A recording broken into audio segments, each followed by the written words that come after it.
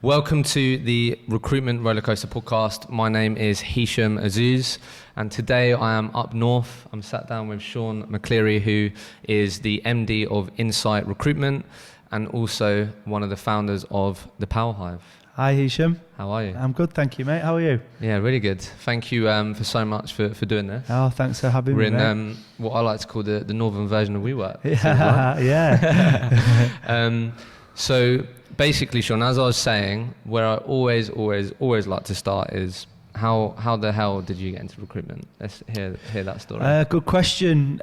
Probably quite a different route to most people. So I did the whole education thing, and then while I was going through my education, I got into music. Okay. Fancied myself as a bit of a DJ at the time, so was DJing, promoting a club night, and I went to Ibiza for a season. I thought, yeah, before I get a proper job, I'll get that out of my system. So came back from Ibiza, kind of decided I'd need that proper job. I thought, right, well, what can I do in the short term to what earn did you do in Ibiza? I did 2 seasons in Magaluf. Did you? Yeah. Yeah. Was you actually trying to DJ, or was you like selling tickets and shit? Well, I went there with the view of DJ, and I got a gig in like a bar. It was, we're not talking playing Pasha or Space or anything at this stage, and like you say, just trying to get through the days of being hungover and functioning, and, ultimately trying to sell tickets or whatever on the side. Nice. But no, and then came back and was like, right, I need to get back out there next summer. What can I do in the short term? That's how I thought about it. I'd never really heard of recruitment, to be honest with you, at that stage. What can earn me money quickly? What skills have I got? Ended up in recruitment, and just got the bug from it there, really. And then just to set the scene, then, like, how long have you been in recruitment? I've been in recruitment 18 years this year. Fucking hell. So yeah, that's a long time, isn't it? Yeah, I'm one of the old guys in the office. I think. You don't look old, mate. Thank you, mate. Thank you. Okay, cool. So just a quick one, because I always like asking about this. So like before, just very quickly, like so you didn't know about recruitment, like how did you just apply for a job, or like did you have a rec to rec? I came in, as I said, my skills previously had been promoting club nights. So it was a case of, right, well, what can you do? And I, looking at all these sales jobs, so can you build relationships? So did you just apply online, basically? Yeah, I applied online, spoke to a rec to rec, and they were like, "Oh, well, look, have you thought about recruitment?" And I was like, the dream. Yeah, exactly. Fair enough. And then got into finding more about the job, and actually once I got in the office and it's got the bug for it. Yeah, exactly. So then what was the agency that you joined? So Progressive, so I started my career out Progressive, part of the S3 group. Okay. Yeah. Okay, cool. And then just so then I understand as well, so then how long was you there for? So I was there for 14 years. Yeah. Started out as a trainee. When I left, I was a partner running one of their brands. Oh wow, okay. And then after that, you then set up your own agency? That's right, yeah. All right, cool. Perfect. So, wow. So I'm sure there's a lot to cover there in those 14 years then. So I guess firstly, so you started as a trainee. Yeah. Like was you straight away in the market that you're in now or not? No, so I started April 2002 it was. So for those that are a little bit older, it was the Lehman Brothers crash. So literally the market had just gone tits up pretty much. I was doing telecoms and networking, which happened to be the biggest hit market. So got into an office where I'd seen people earning silly money, success, and it was kind of a overnight. Case of pretty much over. Was it literally overnight? Literally, was it that quick? Yeah. I mean, That's there was the kind of the crash happened, and then off the back of that, it was weeks. I mean, the office we were in went from 50 people to about 16 people over a 6-month period. And you managed to keep your job? I did, yeah. They obviously saw something in me. So then what did you get into after that? So interestingly, I didn't do a placement for my first 6 months, which I always try and tell people when I'm interviewing them, because I think in this day and age, everyone you want in that instant success. For sure. So I did telecoms for 6 months. As I said, the market, the office kind of dwindled, and then there was an opportunity to say, well, look, these telecoms at the moment, clearly there isn't a market there. What other opportunities is there across the office? And at the time it was software development. Okay. And I think I flourished from there. The next kind of 12 months. I would have been in the business 18 months by that stage. I went from not doing a deal for 6 months to being one of the top billers in the business. Really? So. Okay. Let's very quickly unpack that a bit then. So literally, so what? Firstly, just if you were to think back, and also if you talk about this now, which I guess is a really important story to tell you new hires and stuff now. Like, how do you get through that? If you get what I mean. Like, so 6 months, no deals. For me, I think to like 3-4 months. Yeah. What made you carry on cracking on and these things, right? Because I'm sure even then, back then, was the expectations quite high? Like, Sean, like, why aren't you billing? Yeah. I mean, I think it was, ultimately probably the support I had around me was really good. But I think also I was kind of measuring the journey, and I was measuring my success, my development, and trying to measure the small wins. Nice. So it was a case of, from day one, I've got these clients who didn't want to speak to me. My 7th or 8th call, actually, I'm having good conversations. I really like they know that. who I am. They're going to pick the phone up to me. So what you did, you made the decision to focus on other things besides the money on the exactly. board. I think I kind of realised very quickly that just because of the market, partly, that the success I'd set out at the start in terms of number of placements and things wasn't going to happen. So rather than getting demotivated, I thought, what am I doing well? Where have I improved in these things? How can I kind of really develop myself so I can look back over my first 6 months and say, I likened it at the time. A lot of my friends went down the football route. Oh, really? If you think about it, you start out as, say, an apprentice footballer. You're cleaning people. I'm not sure you are these days, but in those days, you were cleaning people's boots for the first 6 months. You were looking at measuring your fitness. You were looking at kind of developing your technique. You weren't thinking about getting into the first team. I think that's a really good way to put it. Something to kind of think about is I kind of saw that first 6 months almost as my apprenticeship to learn. And thankfully the business at the time supported me, because I think I was showing a lot of the other kind of attributes and attitude and they backed me on that front. No, that's really interesting. Okay. And then I guess so then after that, you went from that, being a sponge, learning as much as you can, these things, to then like, right, actually I'm in the market now that I can actually really hit it hard and do well. So how the hell did you go, how did you become the top biller then? Was it besides obviously being in the better market? Yeah, I think it was, ultimately, there was a market change. Yeah, of course. And again, I think that, I suppose advice to other people, you can't always necessarily change your market, but one of the things I'd realised I was doing wrong in the first 6 months in the telecoms market is I was going after every part of telecoms, whereas it was a case of when I got to move market, it was like, well, what is the real niche within a niche that's going to allow me to be different? Did someone teach you to think that, or that just sort of naturally? No, just as a case of, look, you've got the whole of software development to go at, and I thought, it's a big old place. It's like, well, what do people want to speak to me and have conversations about? And, by trial and error, I suppose, in the first 6 months,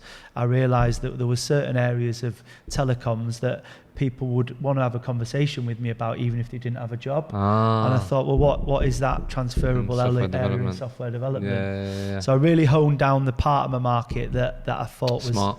But I think the other bit, and it was probably due to the experience of not really having many jobs to work in the first 6 months, was when I got an opportunity with a client, I wanted to really overachieve and over-deliver, because I thought that, this is my opportunity now. So rather than kind of just going and doing an okay job and then thinking about moving on to the next job, which I see a lot of people doing currently, it's kind of, right, well, how am I really going to maximise the opportunity that I've got? Yeah, that's really interesting. I think I was probably a bit of a I wouldn't say a lazy recruiter, but I wanted the shortcut to success. And I saw people across the office.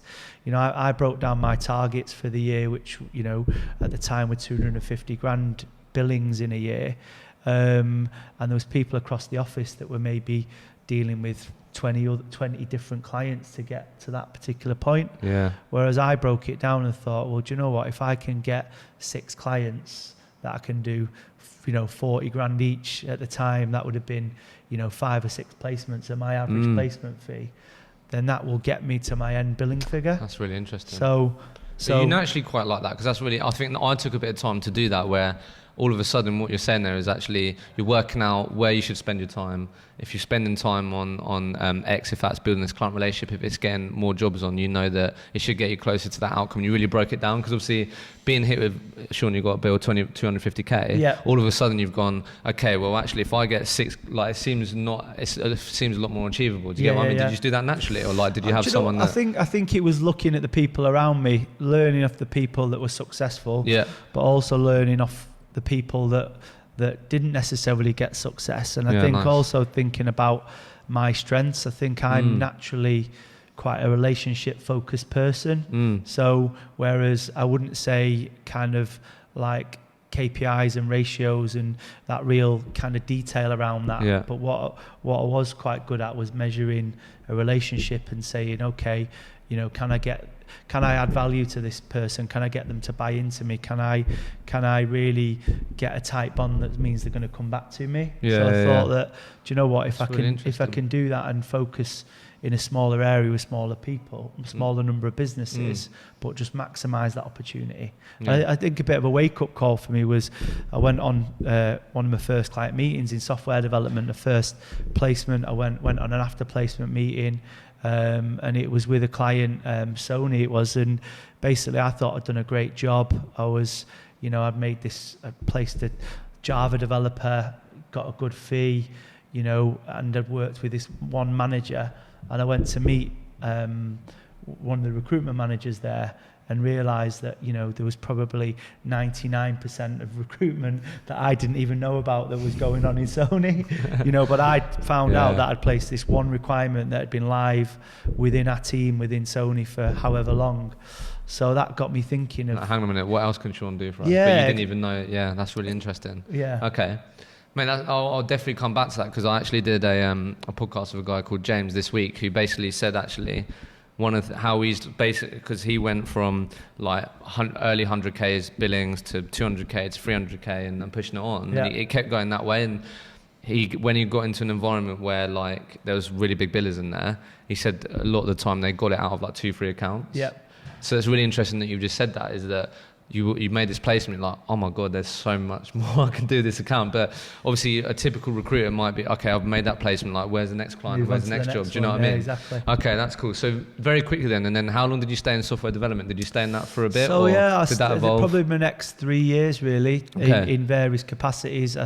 Probably year 3 in my recruitment career, I got into kind of managing people. So it was, you know, the standard route of, you're a senior consultant now, can you start? And is that something that you wanted, or was it something you got sort of pushed into a bit? Definitely. I thought that going back to maximising the opportunity, it kind of came clear to me that, right, well, software development is such a big area that actually can I grow a team out, and probably the bit of the control freak in me was like, well, if I'm going to build a team out, or if I'm going to be getting other people involved in my clients, I'd like to have some input in making sure that it's of a similar level or a similar standard to what I've been doing. Okay. So 3 years in you managed, and then how long did you manage for? So I was probably managing in like a team leader capacity, so mixing billing and managing, for probably in total probably 5 or 6 years from when I started. And then, you know, you get to the stage where I think by that stage my team was 7 or 8, and it was a case of, right, can I still do a good a job billing? And I'm probably someone that if I know that I can't do a really good job or win at it, then I probably don't want to do it. So the natural competitive element in me was thinking, these people in my team here beating me, I need to start now going down the management route. And then really double down on, okay, so just quick, a few key things in there then, and then we'll move on to the next part of your career. So I think, would you agree that sort of billing manager role is obviously extremely difficult, right? Probably the most difficult. That's what I mean. Obviously a lot of people say that, so I guess looking back now, and I'm sure you have billing managers in your business now, like what's the sort of go-to advice, or sort of the learning and the big failures and the things that you had to correct that help you get more out of that billing manager role? Would it come to mind? I think it's 2 things really. I think it's thinking about what you want to be famous for, and ultimately, you know, making sure that that's replicated in your team. so that everyone's bought into that vision. Or okay, so what you mean by that is make sure that the people in your team are very much approaching how they want to approaching the same that you do in terms of the market and all these things. Yeah, there needs to be, for me, like a golden thread that runs through your team. That's like we're all going to be famous for this. It could be, I don't know. For me, it was relationships.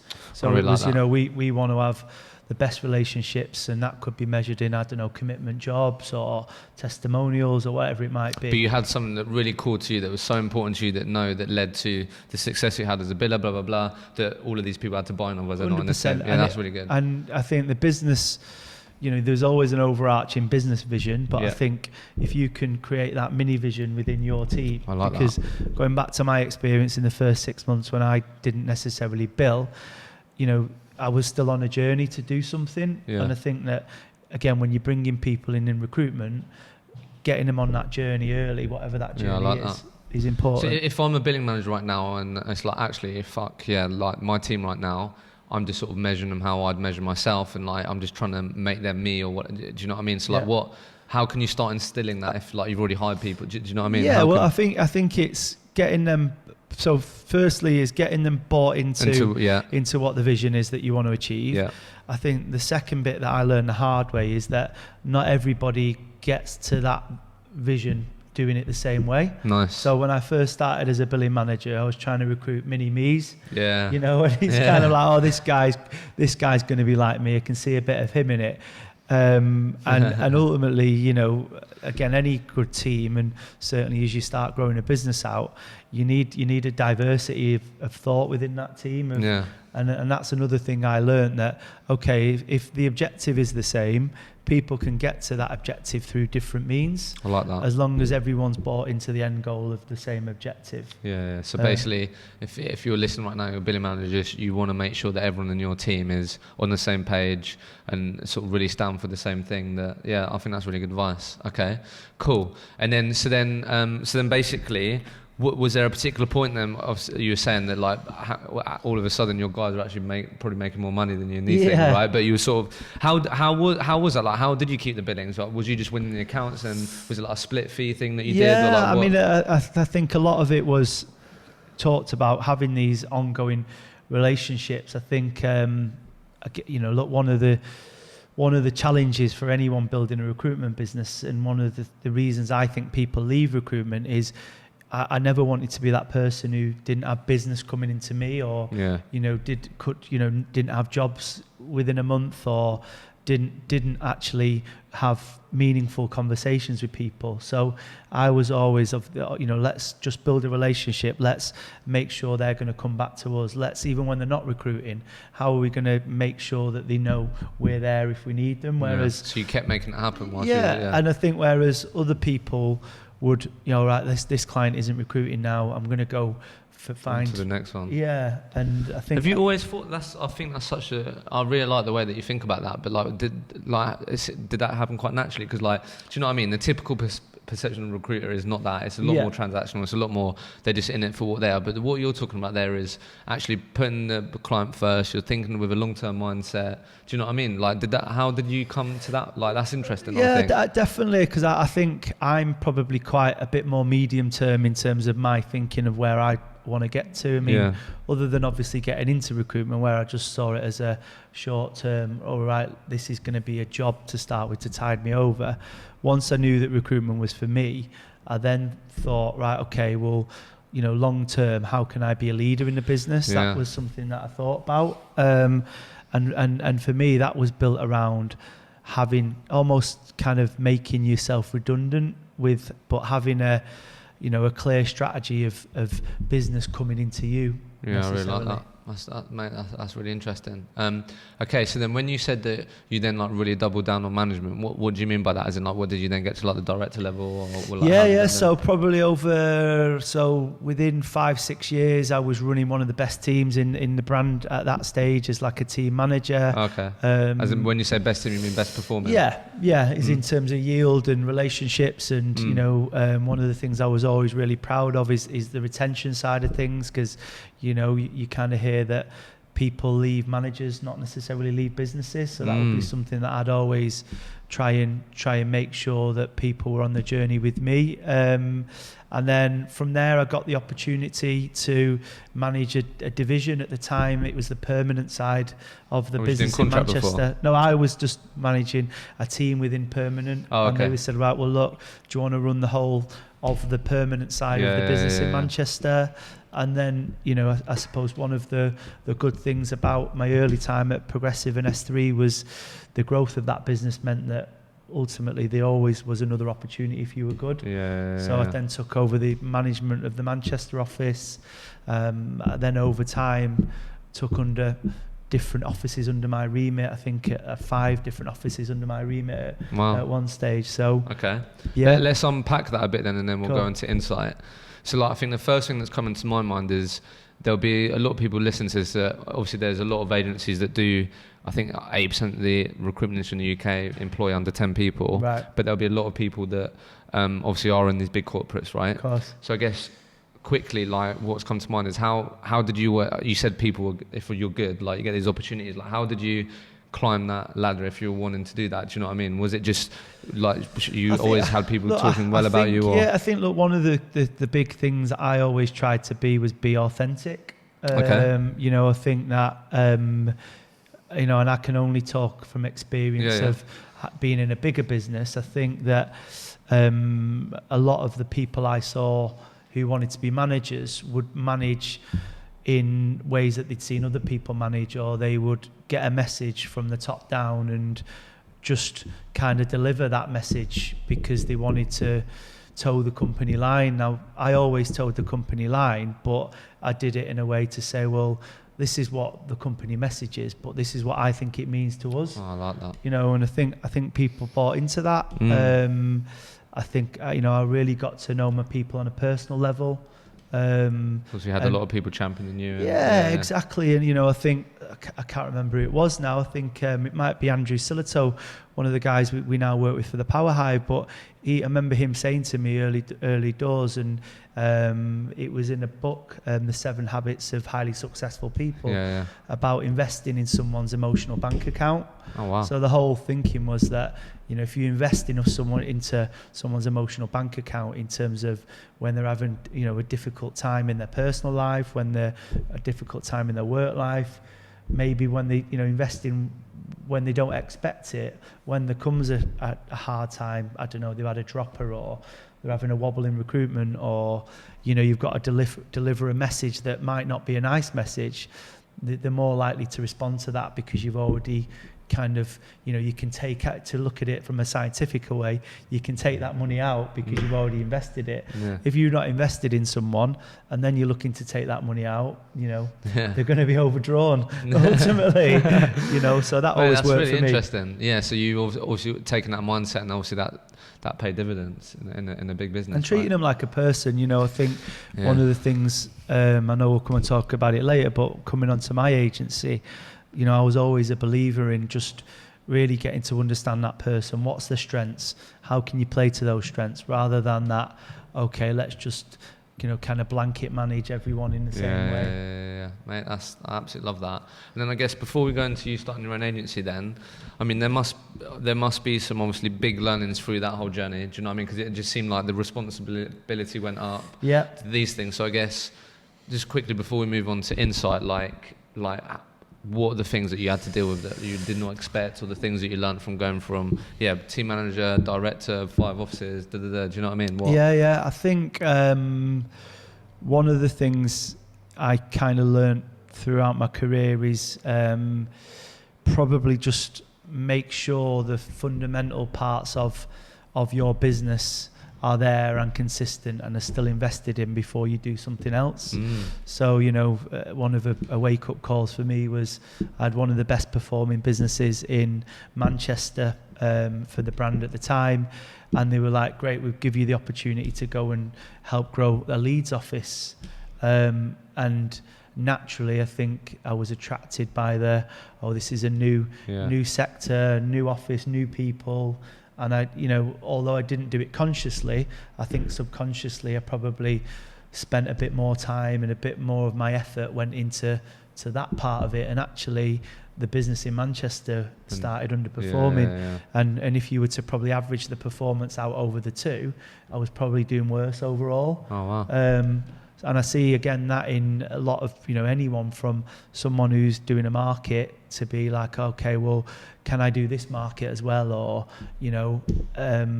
someone who's growing a team, it's like, okay, well, get good and consistently good at something, and make sure that you've Before we jump on to the next thing.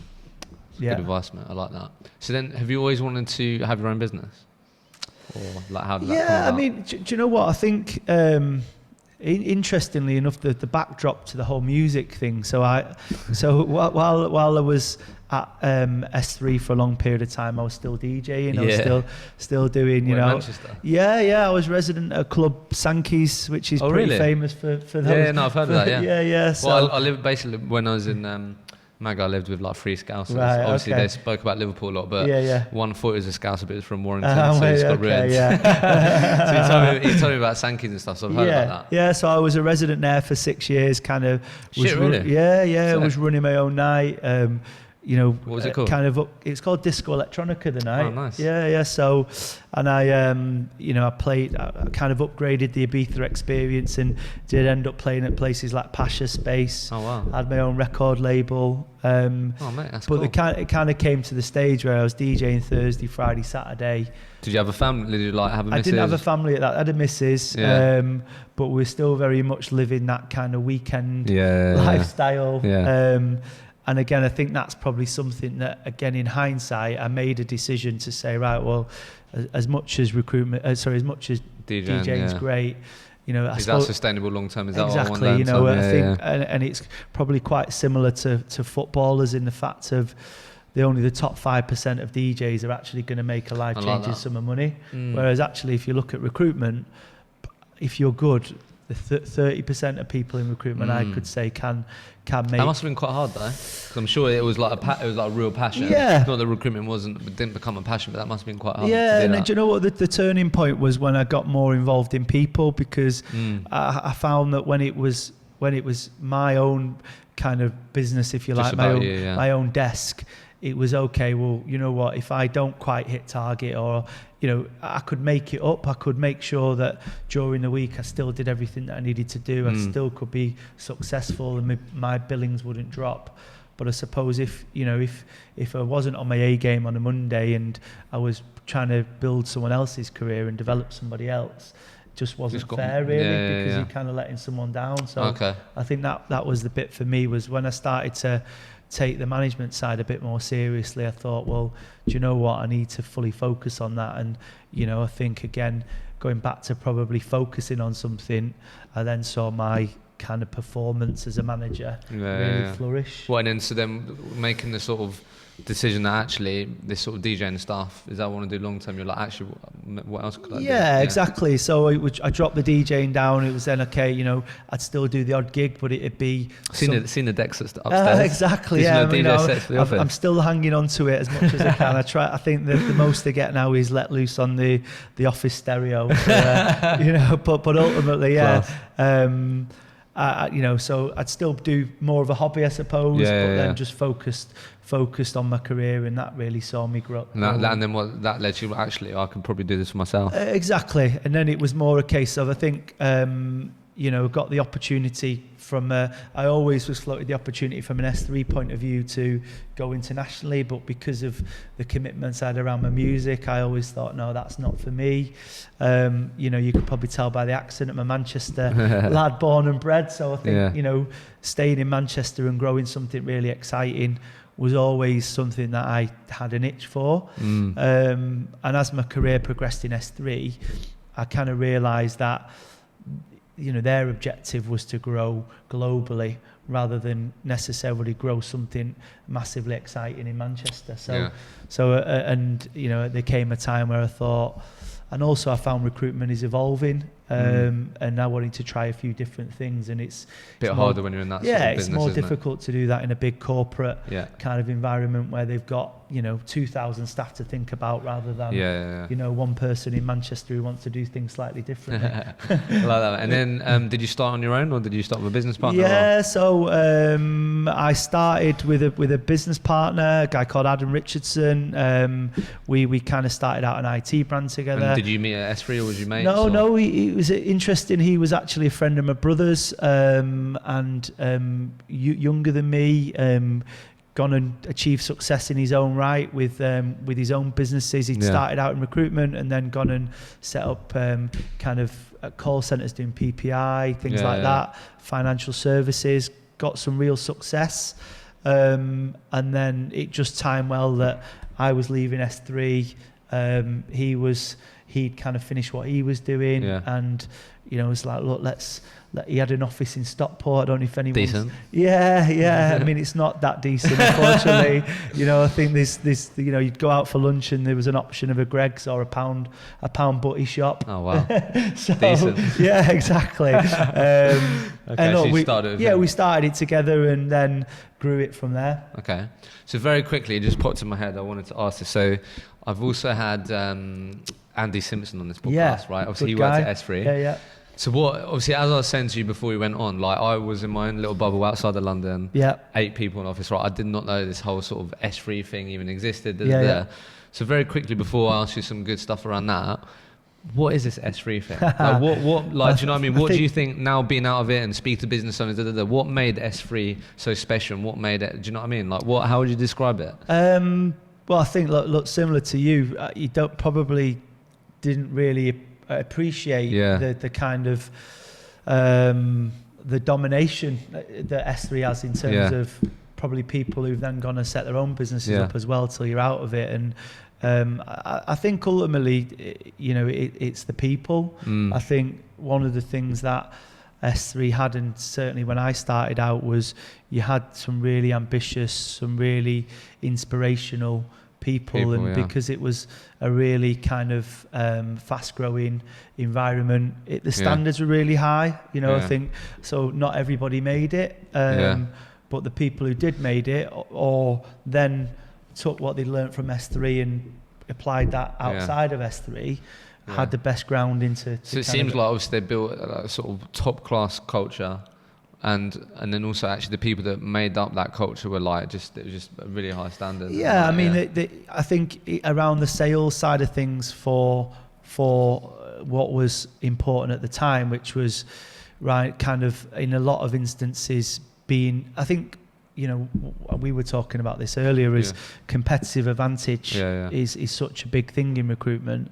I think where S3's competitive advantage was, they just developed salespeople who would be more driven than other sales than the competition would work harder than the competition, would maybe have higher standards than the competition, and at that time it was all about probably being going over and above to deliver. I think obviously where a kind of a business of that size has challenges as it grows and recruitment's become more about service, is ultimately it's then also making sure that every single one of those does it in the right way with the customer. And that's where maybe I went on a slightly different path and wanted to do something that was a bit more boutique and a little bit more I kind of describe S3 as in a good way the McDonald's of recruitment. It's kind of like, you go anywhere in the world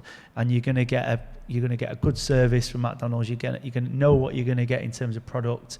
It's going to be done in the right way. You might go to Amsterdam and you get a pint you get a beer, whereas in Manchester you don't get a beer. But they managed to really kind of build processes and systems and dominate it that way. Whereas I think, as I've gone in to try and do something different, it's kind of looking at the other elements. If you're not going to have those numbers of people, to be able to be different. Yeah, I really like that, mate. Well, very well put. Okay, so then just to frame it up, so when did you start Insight? So I started Insight February 2016, so just over three and a half years ago. Okay, now. cool.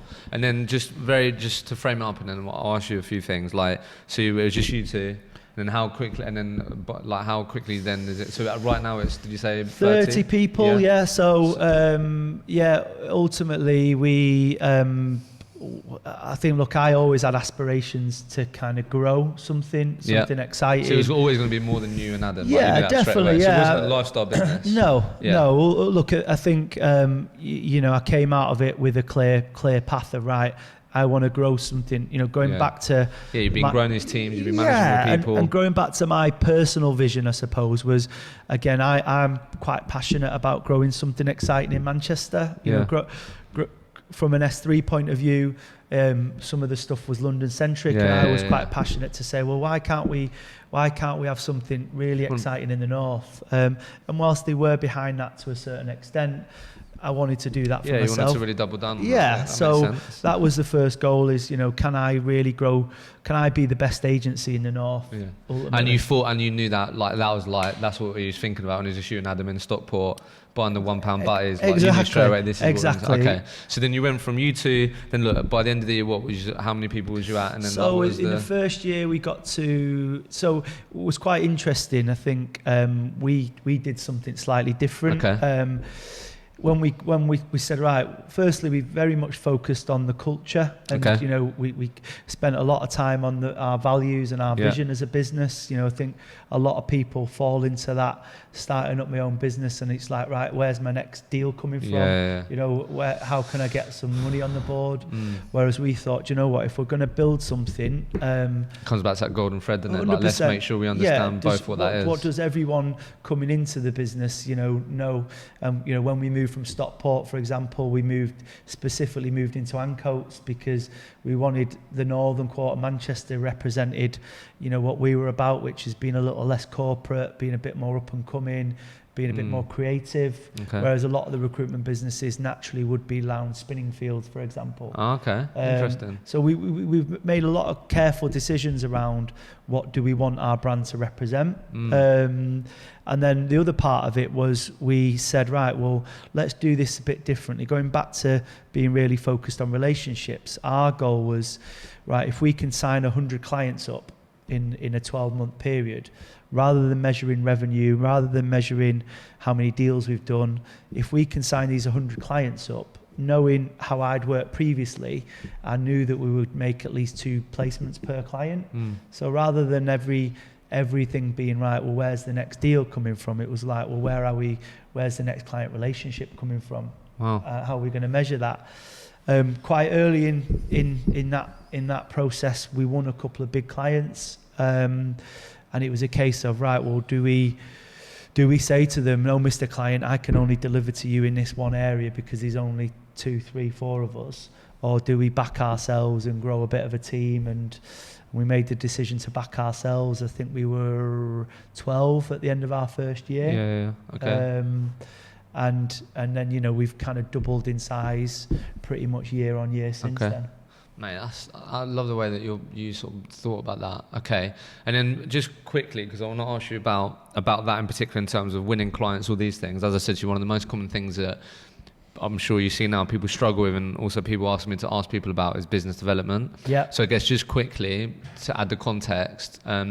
Those 100 clients, were they people that you were aiming at that you were in your market previously at S3 and stuff? No. Or was it a new market, or was it? I suppose one of the kind of benefits in hindsight that I had was I'd not been directly recruiting for 8 years. So you didn't have any covenants? So I couldn't, well, it's not even that. I couldn't, even if I wanted to ring someone, unfortunately, I was generally at S3 only rolled out when something went wrong. So there's a client where we've had an issue or something's happened, and because the level I was at, it was okay, I'll go out and solve the problem, that situation. Yeah.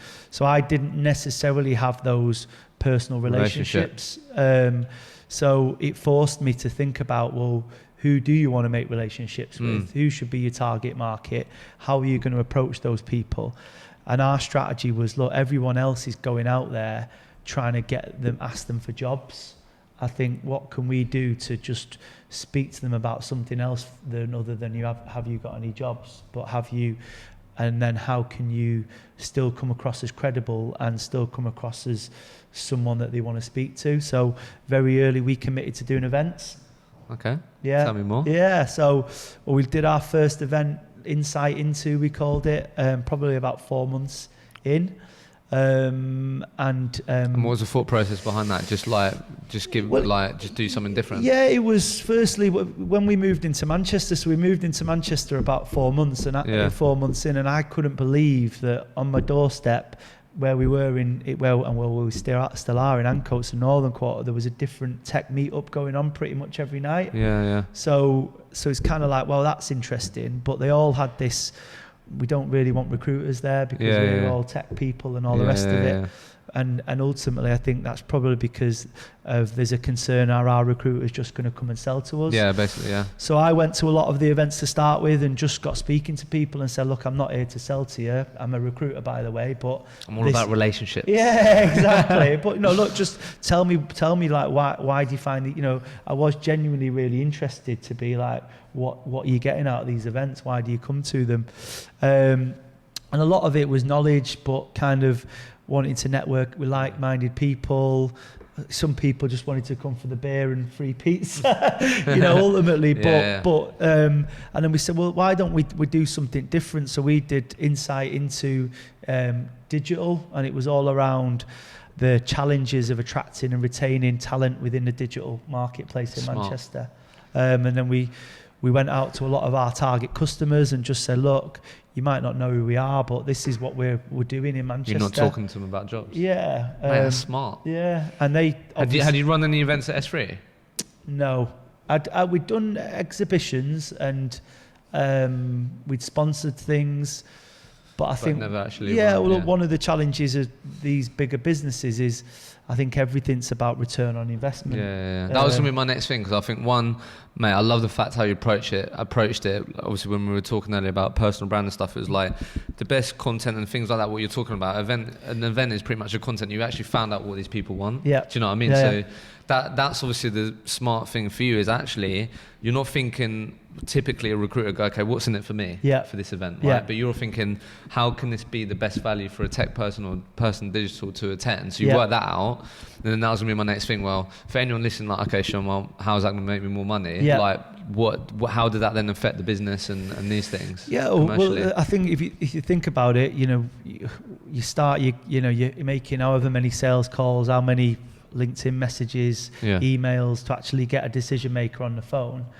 I just took that back to say, well, based on the feedback I'd had, people were open to having conversations about events or going to events.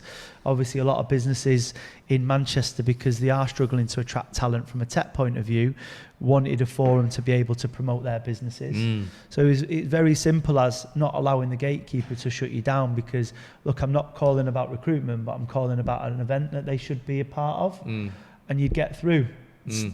To kind of tip number one, you're actually getting through to someone, which I know a lot of people find challenging. Tip number two, it's a case of, well, these people are prepared to meet with you, because going back to what you're saying, it's kind of, well, what's in it for them? What's in it for them is building their own personal brand. And building their business, promoting their business and these things. So ultimately, going there, having a conversation. You're in there for 45 minutes, an hour, talking about the event, what they could speak about. And by the end of it, they're like, oh, by the way, we've got a load of recruitment that we need. Okay, great. Well, we can help you with that. Oh, can we? So ROI has been, you're pulling jobs, point of difference, you're standing out, you're going to be making money from these things, right? 100%. So good to get your point. Sorry to butt in.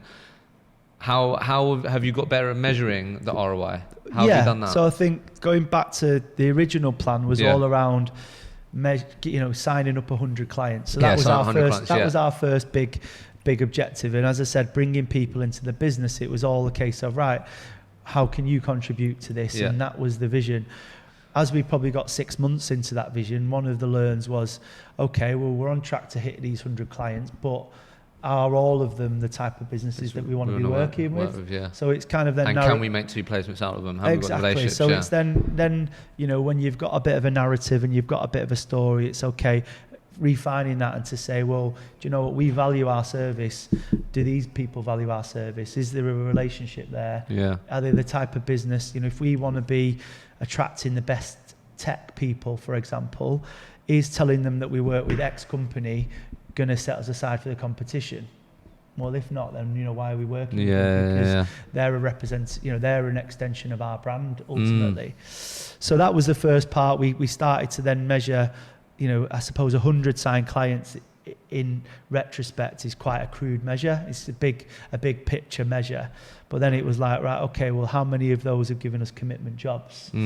How many of those would meet with us? So that'd be a kind of strike them off straight away. If they'd agree to work with you, but they won't meet with you, then how are they going to make time to look at a fucking CV? So I think a lot of people, for me, it would be thinking about how you can measure the relationship, even little things like, do they return your call? Yeah. Do they, you know, will they respond to your emails? Because I see a lot of people kidding themselves. Oh, I've got this job. I'm going to, That's what you learn early on, isn't it? Like, you just work shit jobs, or you work on things that you have no relationship in, isn't it? It's hard. Yeah. Mate, I really like that. Okay, so a few things. So what I just wanted to jump in quickly, if you don't mind. No worries. Obviously, the journey that you've been on, you're obviously now employing people. You went for, obviously, in big teams, managing people. Like, just quickly, and then I've got a few other things I want to ask you. What's been like big billers, right? Yeah. What are the things that if I'm sure you have some big billers in your business now, you've seen the big billers. Like, what are the common things that you're seeing in these people? I think it's evolved personally. Yeah, I think that some of the big billers at S3, when I first started out, they were just, you know, you kind of really driven salespeople who would push situations, who would be that kind of that person that you'd probably describe as having the gift of the gab. Yeah. But they weren't always necessarily as process driven. Okay. And I think they would get success. I think in this market, I think for me it's the people that are process driven. I'm finding. Nice. I'm thinking it's the discipline. I think recruitment, it's about. I see the top billers personally. They've got a baseline standard that they never fall below. So they come in every day. They'll get the basics done, and they'll have good days where they'll do more than the average, and they'll end up being really successful. But on the days where they don't necessarily hit those heights, they're still doing the basics very well. Okay. I think being an expert in your market is something that I can't stress, you know, highly enough. And you know, and when you say that, are you saying like, because I think when I speak to people, they're a bit worried about that, because at the end of the day, if I'm recruiting into the tech market, I'm not going to be as knowledgeable as the tech person at the end of the phone. No. So when you're saying being an expert, are you saying make sure you're very, very well informed of the tech market, who's moving where, what businesses are doing? Do you get what I mean? Obviously, to have an understanding of what that tech person does is important, but you're never going to be an expert of what they do, because that's what they do. Do you get what I mean? So what do you mean? I see people falling into the trap of just going back to my experience, for example, of software development. It's okay. Software development's such a broad area that what I want to do is I want to let everyone know that I'm an expert in software development. So if they need Java, if they need .NET, if they need this, then I can supply them, because what I'm concerned is if someone looks on my LinkedIn or someone looks at the jobs I'm advertising, if there's not something on there that says I do all of these areas, then they might not come to me. Okay. But I think now more and more people are coming and say, right, okay, it's all right that you do front-end development, but which framework do you work within? It's getting that niche ultimately. So I think people fall into the trap of just trying to keep it generic, because they're worried that I don't want to rule anyone out, but actually that rules them out, if that makes sense. I get what you mean. But then what you're saying is, really double down on your niche, but then it's like when you say expert, it's like, do you know what I mean? You're not going to have as much knowledge as these tech people. So you're saying just expert in your niche, and you know it inside out. Just knowing who are the. I mean, ultimately, I'm not talking about being an expert in terms of knowing, you know, how to program or. Because I think sometimes just people muddle that up. I think that's why people are a bit like, well, fucking no, I'm not as talented as these people. I'm not going to be as credible, whatever. But actually, it's like, well, no, recruiters get paid because they're experts at knowing what's going on in the market. Do you know what I mean? But I think sometimes people muddle that up when you say, mate, I need you to be an expert. But for me, you know, if someone was an expert in C#, then ultimately they'd be going to do that job. I think for me, it's expectations that do you know who the top 50 candidates are that ultimately are kind of the leaders in that skill. If a candidate speaks to you, do you know 10, 12 hirers that are really within that particular area? So I think expert in knowing recruitment within that particular market. No, I'm glad you cleared that. So you're saying process, disciplined, even if they have not so great day, they're doing the basics right, they have that really good sort of standard. Be really knowledgeable and informed of your market. What is there anything else? Relationships, I would say. You're big on that. You know, I think, as I said, going back to my point, I always break it down to my consultants. You know, if 200 grand is the mark that you want to bill in a year and your average fee is 10k, then why go and try and do that with 20 different businesses? So you're reverse engineering there. Yeah, so it's well, can you find in your market, is there going to be, I don't know, you do Java developers in Manchester, is there people that are going to take on 10 Java developers this year? Well, we'll identify those businesses and have a bit more of a medium-term strategy to winning that business than being very reactive and just going after a business that might have one person. Because if you get 5 people and you do, 40 grand each with each of those, then that's your 200 grand hit. I guess it's like how you approached it. Yeah, okay. So one thing I just want to ask you is, so right now, if I work at Insight and I'm sat down with you, Sean, and because I get this a lot, people, they're sort of at that maybe 150, 180k mark, maybe early 200s, and they do want to get to the next level. Yeah.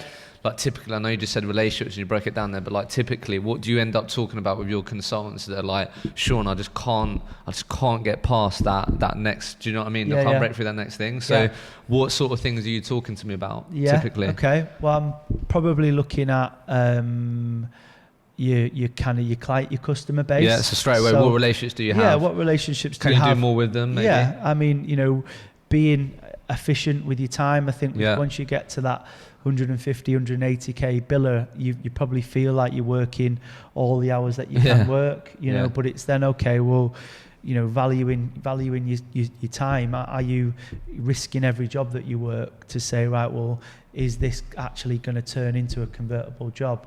Do you know your ratios and are you focusing on the right areas? In this market, for me, particularly if you're doing permanent, everyone should be working in a market where they can get multiple interviews for their candidates. Are you recycling the stuff that you're doing? You've worked really hard to identify that one candidate. What are you doing to get them 6 or 7 interviews? To maximise that opportunity. Rather than just getting them one interview and hoping. I remember getting that advice actually. That is such good advice, because when you look back, it's like, actually, I worked this job, I got 2 really good people and I only sent them to 2 businesses. Fuck, what else could I do with that person? 100%. Yeah, okay. Just what are the things that you're currently doing that you can tweak to get an extra 10-20%. I'm a big believer in marginal gains. We talk a lot about in my business. So rather than try and reinvent the wheel, what are the little bits that you can get to get an extra 10% in each area? And if you're doing that across 10 different areas, I really like that. Yeah, again, so it's like, okay, so you want to get to 250 and you're at 150. Don't let that sound daunting or whatever. Let's break that down. How many? Actually, it's only 5 extra clients that are doing 10k of each. Do you know what I mean? Exactly. Yeah, okay, I like that. So 1 or 2 things about actually being a business owner, and then I think that will lead quite nicely into the Power Hive and how that ended up, right? Yeah. So I guess surely it hasn't all been sunshine and rainbows, right? Do you know what I mean? So let's talk a bit about, because look, this whole thing is not like I feel like the way you're talking about, you've been really positive and all these things, which I absolutely love, but like, where has there been times where fucking nearly quit this business? Do you know what I mean? When there's been some like really tough times that you got through and looking back as like, wow, that's really made me, do you know what I mean? Yeah, what has been some real tough times for you? The first year, although it sounds really romantic, getting to 12 people and all that side of it, I earned more in I earned less in the first year than I probably had earned in the previous 5 years. Did you have a family at that director point? Yeah, I had 2 kids when I started. I've got three children now. Oh wow. Yeah, so ultimately you're kind of working longer hours, for less money, really, in the first instance. And how did you deal with that then? Because I'm sure you had stresses and actual family and all these things, right? Mrs. going, Sean, I thought you were gonna be a fucking millionaire, mate. What's going on? Exactly. But let's talk a bit about some of those struggles. Then. I think it's just being clear about what it, why you're in it in the first place, what it is, and then when those times where you are, looking at your bank account and it's not as healthy as it used to be, you're understanding, well, where are you in the journey? Yeah, I like that. I think that would be something that I would really say. I think, I always, people ask me what it's like running your own business, and I kind of say the highs are higher, but the lows are so much lower. That's ultimately it. I think, you have, I think, it's harder to not take staff leaving you personally, because I think when you're at a big business, you can almost say, oh, well, they didn't really buy into the business, or when you've put your heart and soul into a vision of a business, to swallow.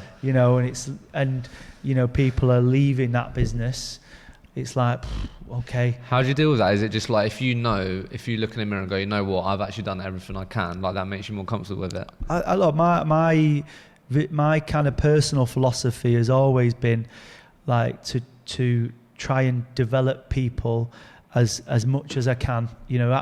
I've been fortunate enough over the 18 years of recruitment. I've come into this with, as I said, kind of selling tickets on the side in Ibiza just to be able to go out and have a night out, to having a lot of the finer trappings that a recruitment career can bring you.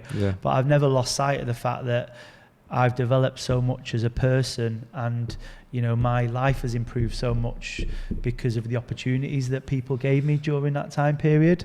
And I try and look at it that way. If I can bring someone in, develop them as a salesperson, develop, a lot of these people who are coming into recruitment are 22, 23, 24, they haven't got the life experience. They've come out of uni, so it's a case of, I always took it personally that if I can leave them at a better place than when they started, then my job is done. And I think that thankfully a lot of those people would say, right, well, do you know what, the loyalty is built there because you've developed me to X point. Mate, that's class. Where's that come from? Like, you can't have always felt like that, or have you always sort of, do you know what I mean? Like, I just love the way you've obviously clearly got such a strong mindset. And, do you know what I mean? What? I think I've always been one for collaboration. I've always been one for I'm a believer that kind of like sharing and supporting each other is going to come back for you. I was never one in the early days of recruitment. It was all kind of like chest beating. I'm going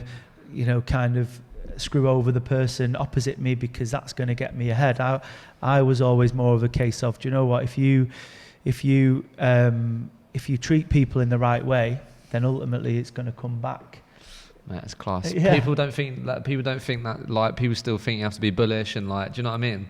No, not at all. I think that puts, and again, I go out to a number of customers who are really put off by that approach. I would say. No, honestly, mate, I absolutely love the way you put that. So one last question before we go into the Power Hive, which I think ties into what you're just talking about there, paying forward. Which is So. What you were saying before we went on about that sort of, I said to you that a lot of agency owners that I've spoke to, like, they sort of hit that maybe sort of glass ceiling of like, you said it was like 20 heads, was it? Like, so obviously now you're at 30, like you said that around that sort of 20 mark, like you found it really difficult to push on. And I have had a lot of those conversations. So I guess I was just thinking actually if you could share your sort of insights and how you pushed on through that, is there anything worth talking about? Yeah, I think the early days of starting up your business, it's probably the same as just starting up a market, is it's kind of, you're in that startup phase, so everything's pretty exciting. You're bringing people on that's okay, we've got this startup. I think more and more, both from a tech point of view, the clients I go and meet, but also from an agency point of view, that kind of startup idea of, we can come in, we can fail, we can do you try lots of different things, works well. I think we had a lot of people that were of a similar mindset when we were probably 8, 9, 10, 12 people. And obviously, I think I as a leader probably got to kind of impart the way I wanted to do things directly with a lot of people. When you get to 20 people and then pushing on past that, one of the things I found is that you can only, that gets diluted down. There's only so much that people can, you can't spend one-to-one time with every single person. You can't get everyone bought into that same vision necessarily. And it's about the systems and processes and, how do you measure things? And so that, I guess then you're through that process is like, okay, so I can't, obviously it's unrealistic to have a business full of people that all have the complete same mindset, but what are the key things that they need to be fucking great at or hit the mark on? I think a lot of firstly, characteristics for me, really important when I recruit people. I think the two things I always look for are people that have got humility. Wow, because I think that, ultimately everyone's going to fail at some stage. Everyone's got to be able to take on advice. Everyone's got to be able to kind of be bought into the shared vision ultimately. So humility is always important for me and the people that I look for.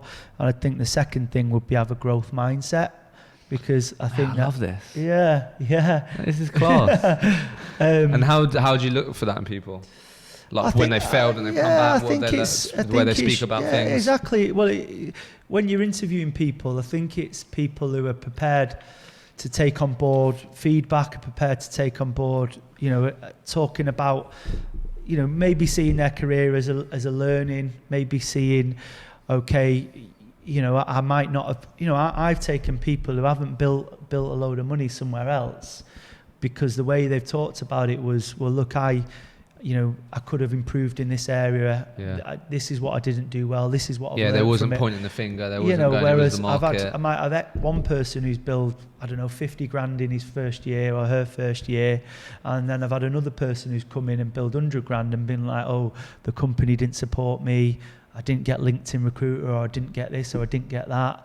And on paper, you're thinking, well, one's built 100 grand, one's built 50 grand. Which one are you going to go for?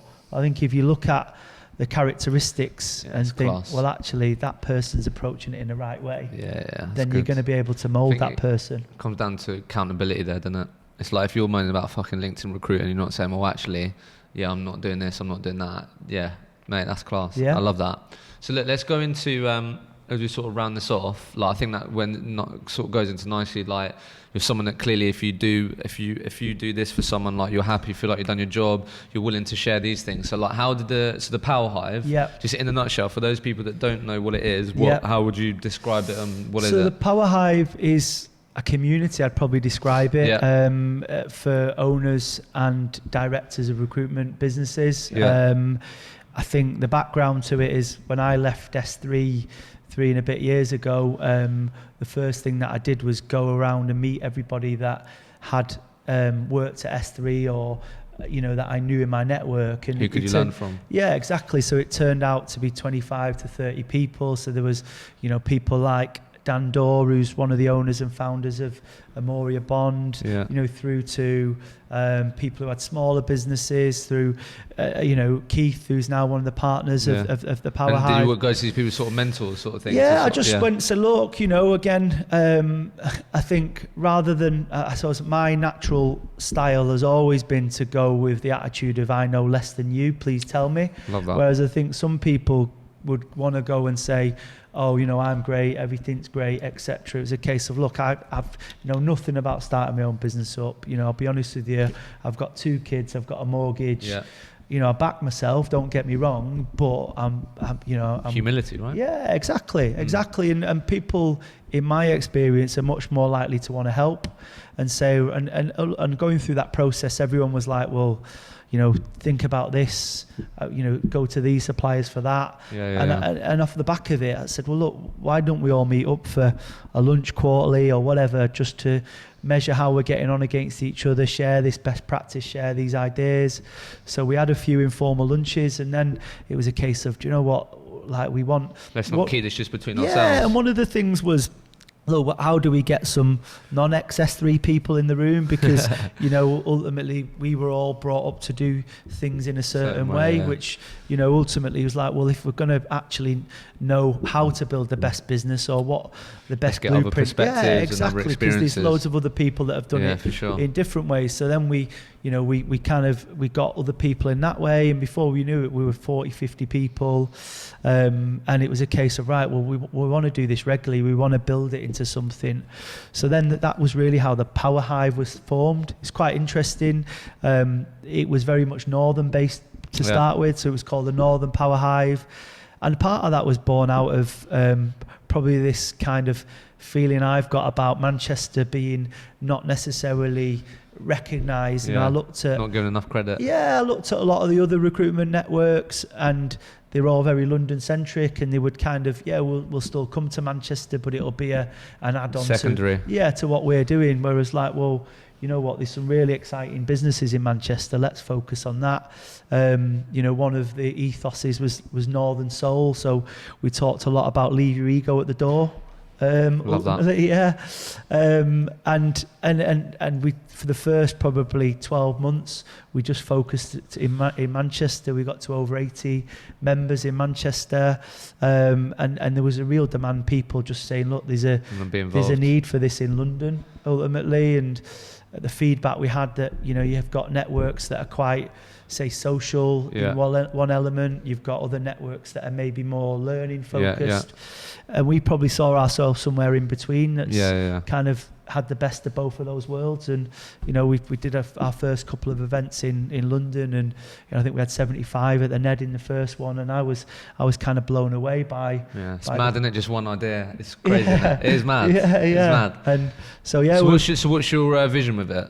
Like, just quickly, like, where do you see it in the next I think for me, the vision is that ultimately that being part of that network is giving someone a competitive advantage that is going to allow them to be more successful. We're already seeing it with some of the ideas that are being shared, some of the relationships. We talk about the driver for that business is making human connections is what we can talk about it, because making human connections in the community, but also giving you the tools to go and make better connections with your customers.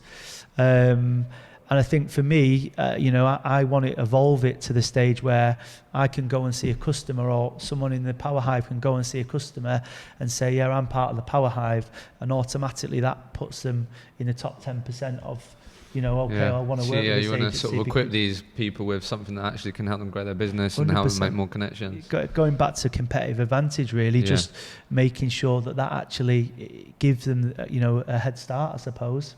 Mate. Love it. That's class, mate. Wicked. Cool, mate. So one or two last things. Firstly, I know you were just saying there, but what as we wrap up, mate, what are you super excited about in your world, mate? What's going on? What are you excited about? Look, I'm excited about Insight Recruitment. Ultimately, I think we're growing. I think we talked about it earlier. We've got a halfway through a 5-year roadmap to try and get us to 100 people. I think for me, still very passionate about creating this hub for success in the north, but we're also looking internationally at the moment, which again is really exciting for me. Can the Manc lad, the Manc Scally, go over to New York or wherever and really replicate that? So that's really exciting. And then obviously the Power Hive, and I think even just the learnings I've had personally from being in the room with some of the people that are there and some of the experiences they've got, I think has allowed me to not only benchmark my business and say, do you know what, we're actually doing quite well, but also kind of giving me the tools to really grow it. And also, look, giving me the last part of that is probably giving me the forum to give back a little bit, which is something that, again, really excites me. Wicked, mate. Mate, absolutely love this. Brilliant. It's been class. Thank you, mate. Look, the last question that I always ask people is... basically, if you could communicate to every single recruit out there, they'd listen, they'd take on your advice, they'd implement it tomorrow. What it could be a phrase, it could be a word, whatever. What springs to mind? What would you say to these people so they'd be listening to you? I think going back to the humility point, is don't ever be afraid to ask or learn or even show that kind of humility and that authenticity when you're dealing with your customers. If admit if you'd made a mistake. If you don't know something, don't be afraid not to say. Yeah, exactly, and just see yourself as constantly learning. I think the other part is really be patient and build something properly. If you're doing, if you're just starting out in recruitment and you're building a market, don't chase the deal, because ultimately you've got to build the foundations to a successful business.